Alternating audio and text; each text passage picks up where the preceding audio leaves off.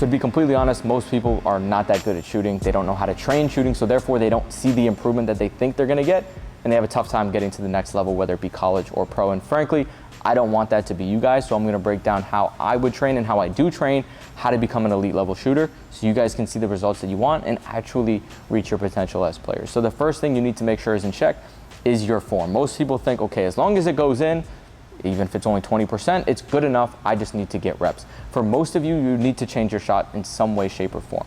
If you're chucking the ball, if it's a two motion shot, if the ball's coming way out here and then it's coming back and then you're shooting, if one hand is, or both hands are completely involved in your shot, you're probably gonna need to make a tweak. Yeah, it may work for now, but again, we're trying to build to become an elite level shooter. You may be able to simply by taking a lot of shots, go from a 29 to a 33% shooter.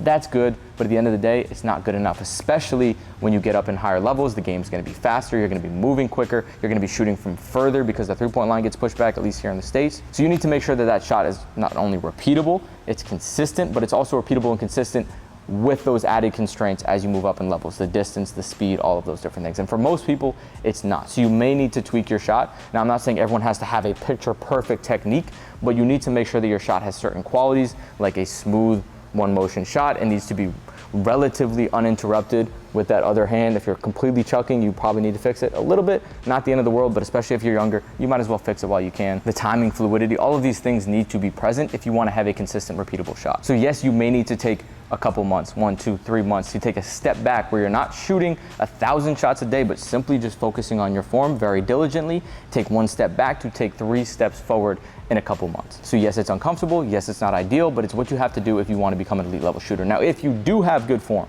and it's simply about getting more reps, okay, now we can talk about how to properly train it so you can get better and get to that next level. But if your form's not in check, it doesn't matter how many reps you're going to take. It's simply just not going to make you great. You may get better, it's not going to make you great. So now when it comes to being an elite level shooter, a lot of people just think I just need to get up a lot of shots like we talked about. But you also need to get up a lot of reps in these game situations to build 2 things. Number 1, decision making. Number 2, knowing where to be on the court at the right time. You need to understand spacing. You need to have IQ, because at the end of the day, the best shooters are not just purely the ones that can sit there and make a lot of shots. There's a lot of people that you see in Guinness World Records that can sit at the top of the key and make 1,000 shots in a row. Not literally, but you get the point. And they're not great basketball players. Why? Because they don't have the IQ, the decision making. So to be a great shooter, you need to know how to space. Someone's driving the top of the key. You need to know that, okay, to get to open space, I may need to slide down to the corner. I may need to curl up. I may need to backdoor cut here. All of these things are going to be important, whether you think so or not, to make you an elite level shooter, because if you're not at the right spot at the right time, you're not even going to get the opportunity to shoot. Therefore, it's going to make it more difficult for you in games. Number 2 is decision making. Good shooters make good quality decisions. If someone's closing out, I need to be able to drive. If someone's closing out, I might need to shot fake, sidestep to get the most open shot. So at the end of the day, it's always about taking the best quality shot that will give you the chance to make the highest percentage shot. So if you're shooting a shot that's 50%, that's a lot better than the guy who's going to shot fake because he got scared and then took a sidestep fadeaway shot that's really a 29% shot, right? That's not going to be a good shooter over time because he's taking shots that are more difficult to take than the guy who's a better decision maker who's taking higher quality shots. So it's not just purely about making shots, it's knowing where to be, when to be there, and how to make the proper decisions to take the easiest possible shot within the offense. So now when it comes to actually training shooting, this is where a lot of people go wrong. Again, okay, let's just do a bunch of spot shots. Let's just do a bunch of one dribble pull-ups. The problem is when we're training by ourselves and why it doesn't transfer is, okay, yes, you're shooting the same shot that you may be getting in a game. You may even be shooting at game speed, but there's so many other elements that are not present. Like I said, making decisions, time, score, pressure, stance,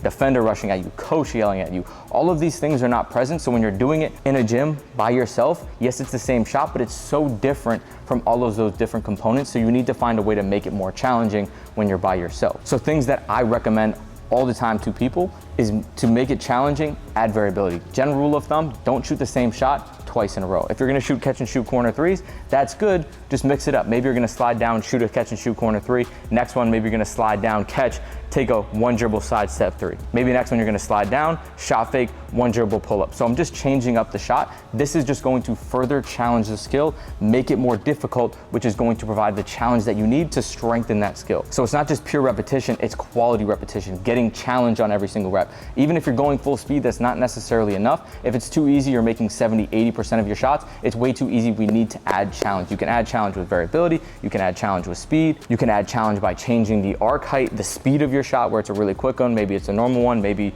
boom, you're wide open, you hesitate, then shoot. So there's a lot of different ways that we can add challenge, but it's always trying to find that ideal zone where it's not too easy and it's not too difficult. If you're making 70, 80% of your shots in workouts, if you're kind of by yourself, that's maybe a little too easy. You want to be maybe 50 to 60, because if you can make 80, just catch and shoot by yourself, okay, we need to make it a little more challenging. So I'd say maybe that 50 to 60 is kind of more ideal. Now, if you guys want to see what I mean by all of this, we have a free workout that I'm going to link down below that you guys can get, again, completely free, so you can see exactly what I'm talking about, and you guys can actually use that workout to get better on your own. Now, at the end of the day, even if you're doing all of that, that's not going to be enough to really see improvement, because like I said, there's so many different elements to the game. We also need to know how to move within the offense. We need to know how to cut. We need to know how to space. We need to know how to make the proper decisions, and you cannot do that by simply training by yourself. So you need to train with people, whether it's a partner, whether it's within a team, maybe you have 2, 3 buddies. You need to get them and you need to train with them. Now, the things that you're gonna do with your teammates, this can be a little more specific. You can do slide down to the corner jump shots and just shoot, but you need to add that defense. So, okay, now I'm making a decision.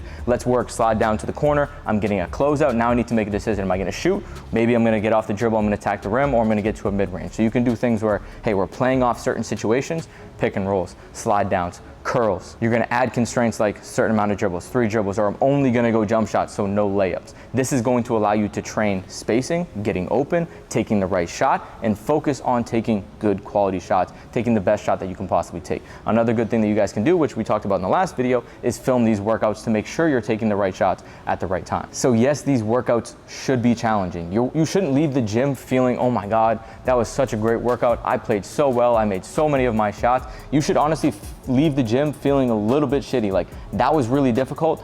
I feel kind of stressed out because that was tough. I was really challenging myself the whole time. I was super uncomfortable.